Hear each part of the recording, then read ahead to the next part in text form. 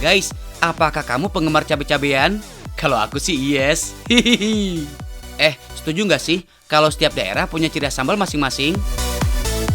Nih, buat pecinta dan penggila pedas, ayo gabung sama Ria dan Dina yang mau cobain menu pedas oseng mercon.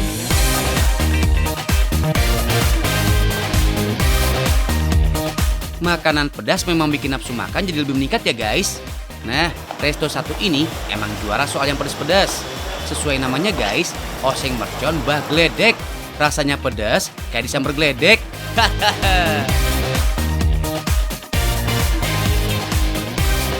Langsung cus, kita lanjut ke dapur. Kali ini kita membuat menu spesial oseng Mbah Gledek. Sebelumnya, kita siapkan bahan untuk sambalnya. Ada bawang putih, bawang merah, sereh, salam, lengkuas, cabai merah rawit, ketumbar, garam, dan jahe. Sedangkan bahan utamanya ada iga impor Australia, cumi besar Bangka, dan gurame. Semua ini dengan ukuran super besar ya guys.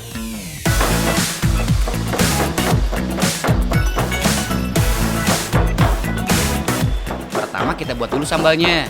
Haluskan semua bumbu, lalu tambahkan garam dan penyedap rasa. Kemudian tumis sampai harum.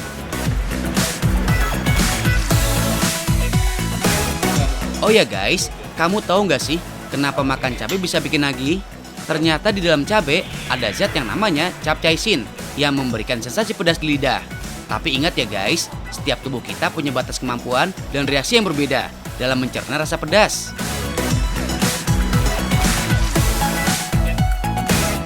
Lanjut guys, setelah matang, siapkan cumi yang telah dibersihkan, lalu di-torch.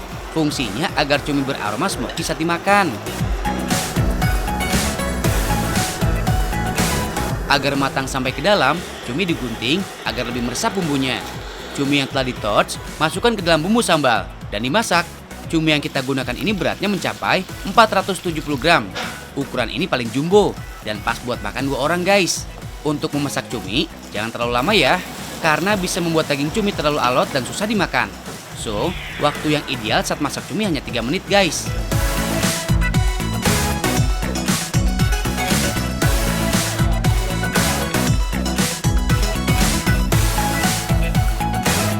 This is it, cumi geledek. Lanjut menu kedua, ada iga pedas geledek.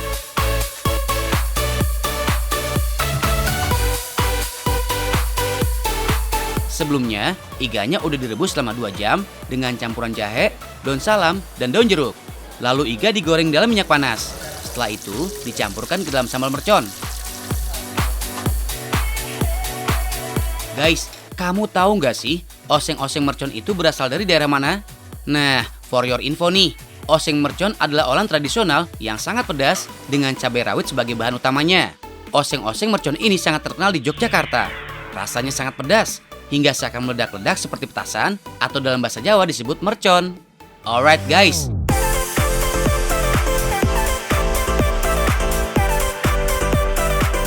Halo guys, nah sekarang kita mau makan besar nih. Di sini ada apa aja kak? Nah, ini guys, di sini ada cumi geledek, ini iga geledek, dan ini gurame geledek. Kalian harus tahu guys, ini itu pedesnya super ya. Dan ini cabenya ada 40 butir cabai rawit. Wow, pedes banget gak sih? Wadidaw, 40 cabai rawit guys. Aduh, cuminya beneran dimakan berdua aja nih.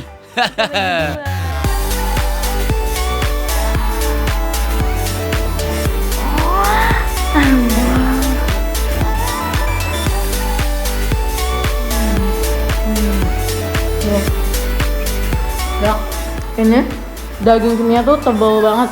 Enak banget. Aduh pedesnya berasa banget. Ya, pedes banget.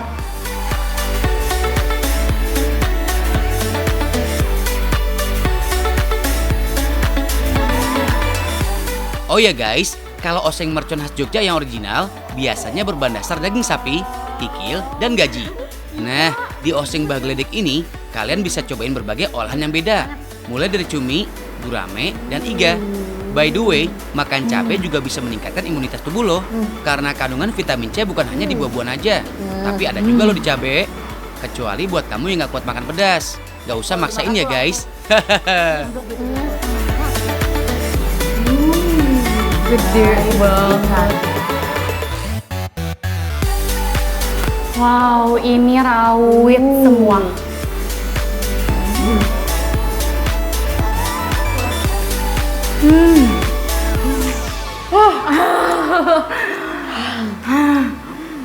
Rawitnya bener-bener langsung ke.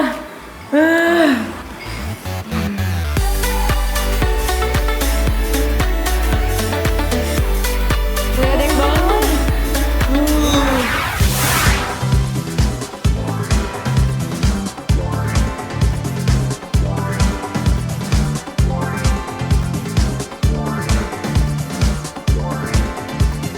Siapa yang suka banget makan ramen?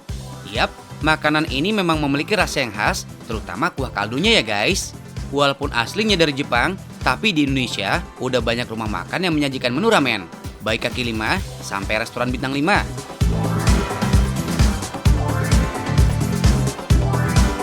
Tapi kalau kamu mau cobain ramen yang beda, datang aja ke kedai yang satu ini guys. Lokasinya ada di kota wisata Cibubur.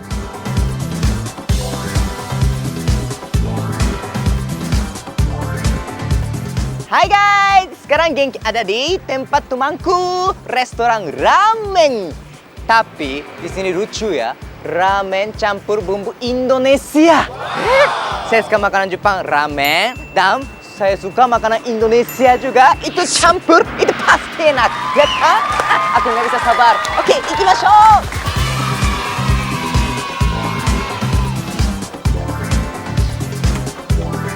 Permisi.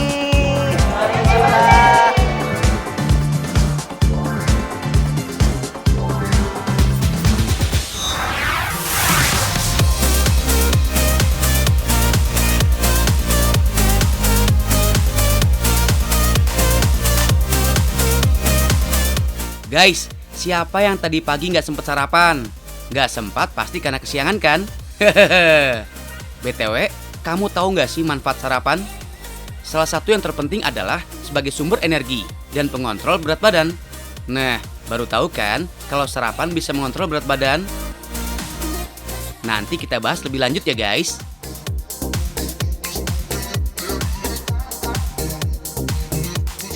Ngomongin menu sarapan, yang jadi favorit orang Indonesia pasti ada bubur ayam, nasi uduk, atau nasi kuning. Intinya sih, nggak ada nasi, nggak kenyang ya. Bener nggak sih? Atau kamu punya pendapat lain? Sheila, kamu tim sarapan atau enggak? Sarapan. Sarapan. Karena menurut aku sarapan tuh penting ya. Jadi biar kita nggak telat makan, nggak sakit, lambung nggak bermasalah, dan yang kedua, yang paling penting sebenarnya ini, kita jadi lebih fokus untuk mengerjakan sesuatu. Harus itu sarapan, pokoknya buat menu pagi ya. Kalau misalnya bangun tidur kita harus sarapan biar kita agak sakit perut. Buat nambah tenaga. Nah, biasanya sarapan menunya apa? Biasanya aku minum apa ya, sereal atau makan sereal sih. Kalau misalkan nasinya ya aku makan nasi goreng paling. Nasi, kalau misalkan gue tuh langsung menunya nasi, nggak usah pakai cemil-cemilan kayak biskuit, nggak usah. Gue langsung nasi aja, biar langsung kenyang. Biskuit, roti, kayak gitu. Sebagian besar emang berpikir kalau sarapan itu penting ya guys. Tapi menunya kebanyakan nasi ya. Nggak ada yang suka makan sereal pagi-pagi nih. Padahal kalau di negara barat sana, of course, andalannya adalah sereal. Bagi warga plus 62, menu yang satu ini emang kurang populer buat sarapan. Padahal guys, kamu tahu nggak sih? Sebenarnya banyak banget manfaat makan sereal di pagi hari. Nah, tim tahu nggak sih punya rekomendasi tempat makannya nih?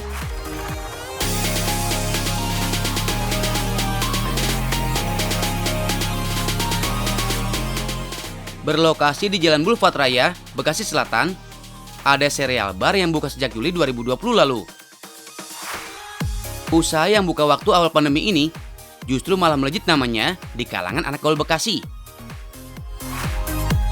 Selain menawarkan menu yang nggak biasa, kamu juga bisa dapat spot foto kece-kece karena dekorasi tempat yang instagramable.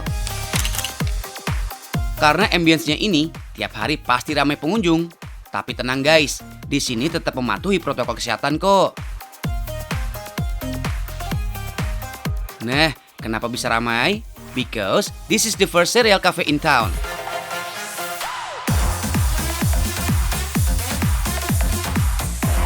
So, cuma di sini kamu bisa ngerasain berbagai macam sereal. Dari mulai yang lokal sampai internasional. Kalau kesini, dijamin kamu bakal bingung milihnya. Hehehe.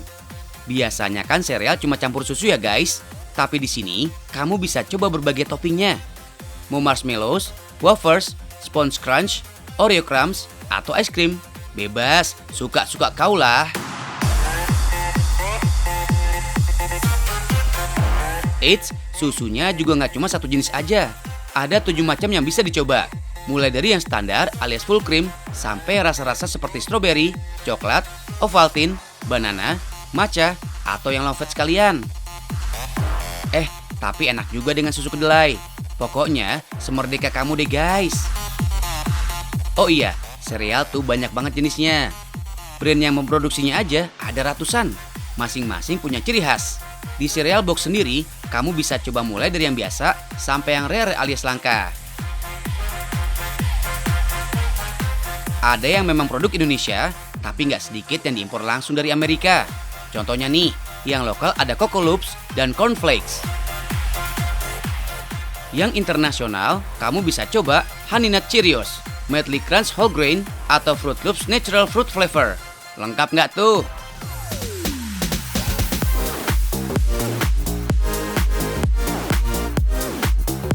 Oh iya, untuk mendapatkan manfaat dari sereal, mengolahnya juga nggak sembarangan loh guys. Ada takaran tersendiri. Kalau di sini, biasanya 20 gram sereal ditambah susu takaran 1 botol. Sebenarnya bisa-bisa aja lebih dari 1. Tapi kan segala sesuatu yang berlebihan pasti jadi nggak baik ya. Jadi harus yang pas-pas aja. Guys, ada fakta tentang sarapan yang harus kamu tahu nih. Breakfast itu penting bagi manusia. Tapi lebih baik nggak makan pagi daripada makan yang nggak bernutrisi. Karena kalau gizinya lengkap di pagi, akan menghindari kamu dari makan yang berlebihan selama seharian. Jadi bisa terhindar dari yang namanya obesitas. Dan kamu tahu nggak sih, 50% orang Amerika mengawali harinya dengan makan sereal. Jenis sereal yang tepat bisa menyuplai nutrisi yang bagus untuk kesehatan dan energi tubuh agar dapat beraktivitas harian.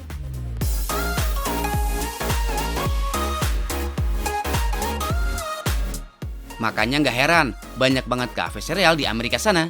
Kalau di Indonesia sih, bisa dihitung pakai jari ya guys. Tapi, tahu nggak sih, walaupun sereal diklaim sebagai makanan sehat untuk sarapan, tetap harus pintar milih juga. Karena masing-masing punya ingredients yang berbeda.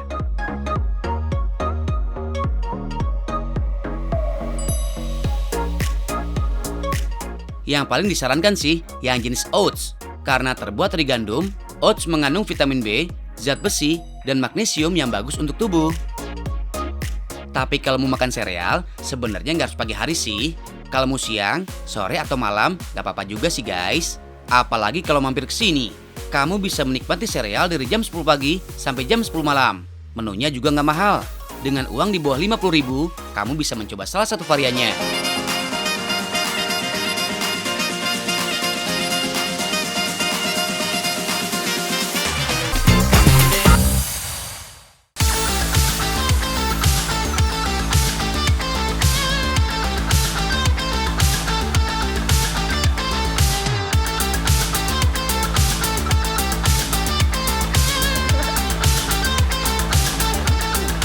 Permisi.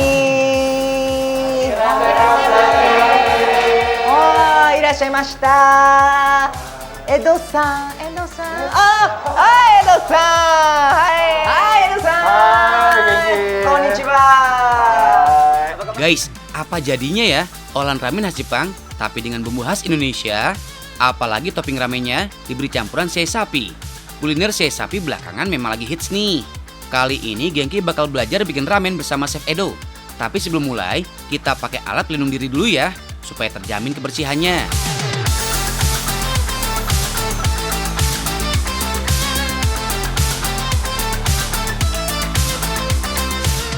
Oke, kita bikin ramen apa ya? Oke, step pertama kita sekarang tumis daging sei sapinya dulu. Sei sapi. Sei sapi. Sei Sudah sapi. tahu sei sapi belum? sei sapi. sei sapi itu. Yes, sei sapi itu. Bilang sapi itu. Sei sapi. Wah, ternyata gengki masih belum tahu guys, apa itu sei sapi. Kalau kamu udah pada tahu belum, apa itu sei sapi? Kalau untuk sei sapi aku tuh pernah makan dan temen makannya itu pakai daun pepaya. Terus kalau asalnya kalau nggak salah dari Nusa Tenggara Barat atau Timur. Tapi kalau sei hidup sematinya aku tetap sama kamu. Setahu aku, sei sapi itu adalah masakan olahan dari daging sapi. Cuman aku nggak tahu itu jenis masakan apa dan dari mana. Tapi kalau say love you dari kamu sih, aku mau. Wah, kayaknya masih ada aja ya yang belum tahu sei sapi. Oke, kita jelasin sedikit ya guys. Sei sapi adalah salah satu makanan khas dari Nusa Tenggara Timur.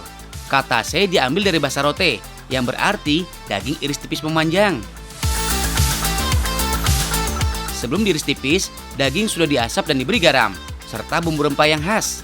Sebelum dijadikan topping ramen, sei sapinya harus kita tumis dulu, supaya makin mantul rasanya.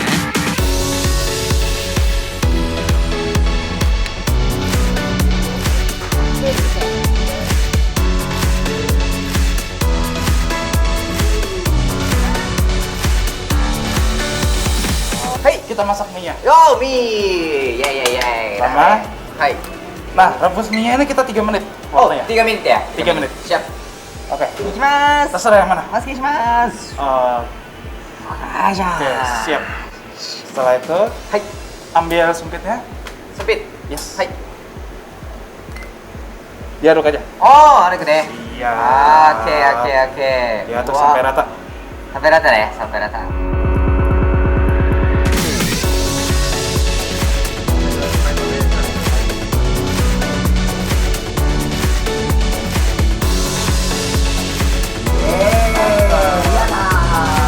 Oke, lanjut ke kuah. Terus kuah.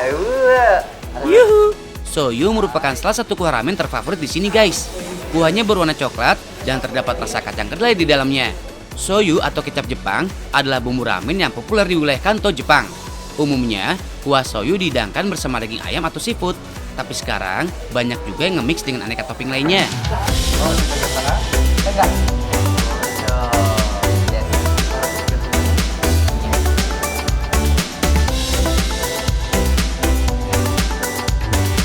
Wey, cakep deh.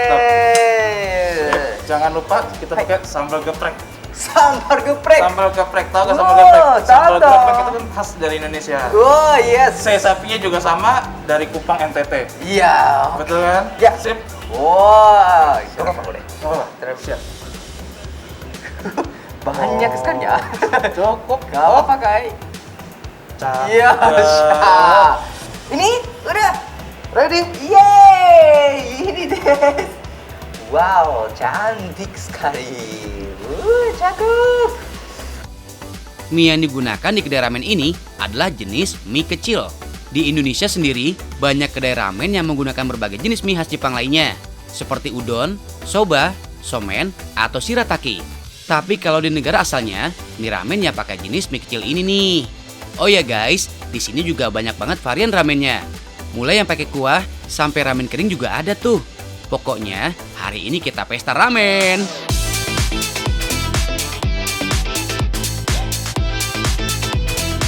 Oke guys, di sini ada banyak ramen. Ini memang nggak ada di Jepang ya, karena campur rasa Indonesia gitu.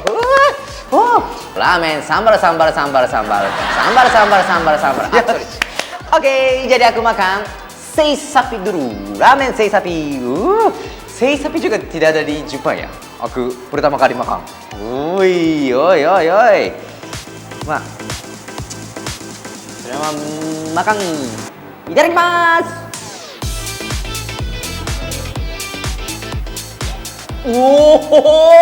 Kuahnya enak. Wah, beneran rasa shoyu. Enak. Mie-nya gimana? Wah. Oh, guys, aku mau kasih tahu cara makan ramen Jepang.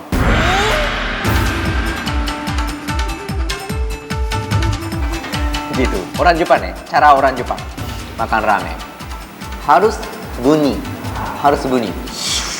gitu.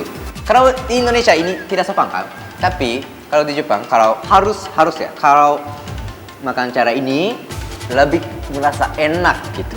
Ya, aku coba. Yush, ini ada di sini.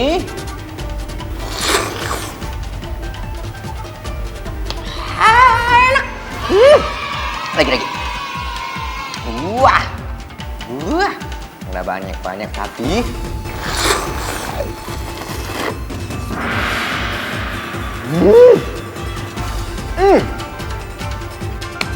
mie juga enak. Mie enak. Mie ramen itu agak kenyar gitu. Dan apa ya? Mau campur sama kuah, tuh kan? Udah jadi satu gitu. Enak sekali. Wah, tapi beneran merasa Indonesia juga karena ada sambal geprek. Ini Indonesia banget. Wah, ternyata beneran the best guys. Ramen khas Jepang dicampur sambal khas Indonesia, rasanya juara. Gak heran deh kalau Genki sampai lahap gitu. Apalagi ditambah dengan sei sapi ini nih. Duh, dijamin jadi gak mau berhenti ngunyah deh.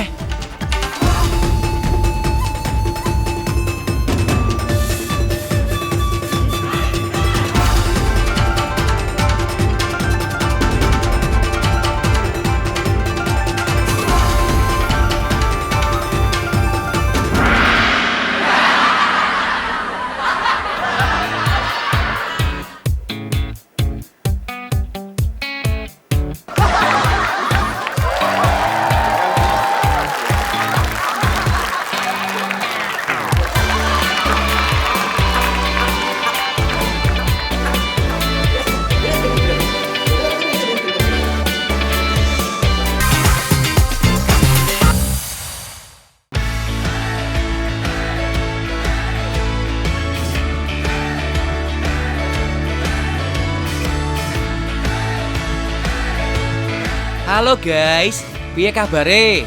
Apik toh? Siang ini kita mau ajak kamu buat keliling kota Jogja. Tapi bukan buat kulineran ya guys. Kita kesini mau, nih, cobain permainan yang satu ini.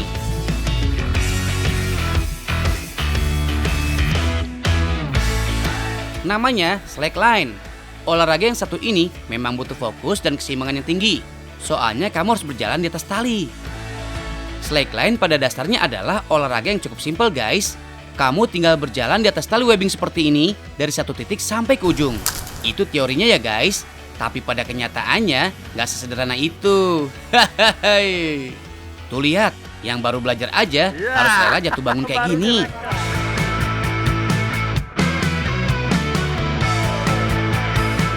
Buat yang baru belajar, ada 2 teknik awal yang bisa kamu pelajari. Yang pertama adalah sit mount. Posisi ini dilakukan dengan cara duduk di atas tali lebih dulu. Kaki terkuat yang dijadikan tumpuan disiapkan di atas tali, sedekat mungkin dengan posisi badan.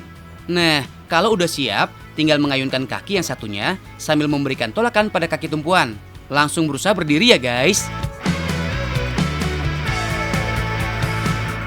Kalau kamu masih berasa susah dengan sit mount, bisa mencoba teknik Kongo mount. Hampir sama dengan teknik sebelumnya guys.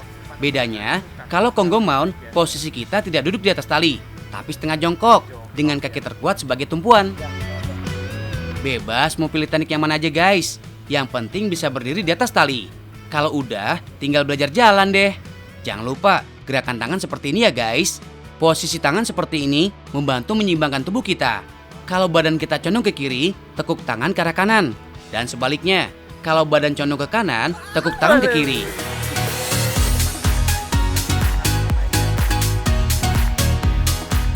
Oh iya, kalau kamu baru mau nyoba, usahakan naik tali berada di dekat tepi. Tapi jangan terlalu dekat di pohonnya. Di titik inilah kamu bisa mendapat goncangan paling kecil. Kalau udah terlalu ke tengah, goncangannya lebih kerasa ya guys. Dalam olahraga slackline, yang jadi kunci utama adalah fokus. Yang kedua adalah keseimbangan. Tapi yang paling penting sih, nyali. Untuk menyeimbangkan badan, selain tangan, pinggang dan kaki juga berpengaruh.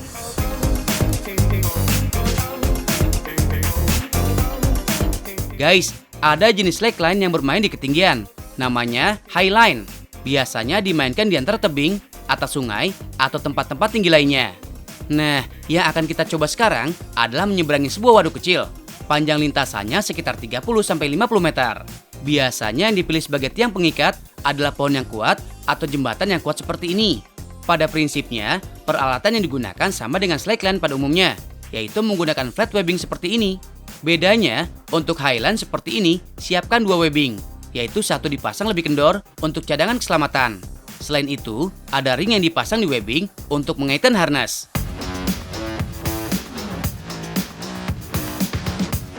Sip, kita cobain ya guys. Mas Andi yang nyobain maksudnya. Teknik yang digunakan sama persis dalam slackline pada umumnya.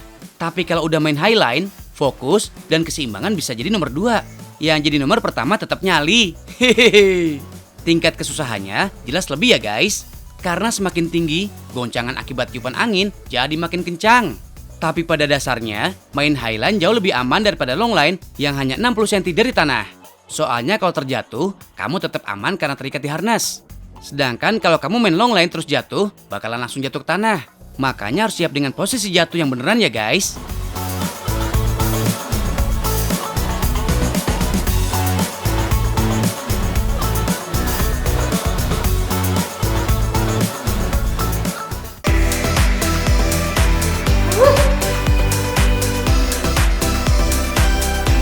Jadi paling bahagia gitu. Jadi aku udah makan Kang, jadi udah bahagia. Bahagia sekali. Dan ini beneran makanan Jepang campur bumbu Indonesia itu enak sekali. Jadi harus coba ke Jepang juga. Orang Jepang juga harus coba makan ini. Beneran enak. Oke, jadi tetap nonton terus, tahu nggak sih? Makin tahu makin banyak ilmu. Dan jangan lupa 3M. Memakai masker, mencuci tangan, menjaga jarak. Jangan lupa ya. Oke, dadah. Aku habisin. Ini semua punya aku. Kamu aku habisin semua.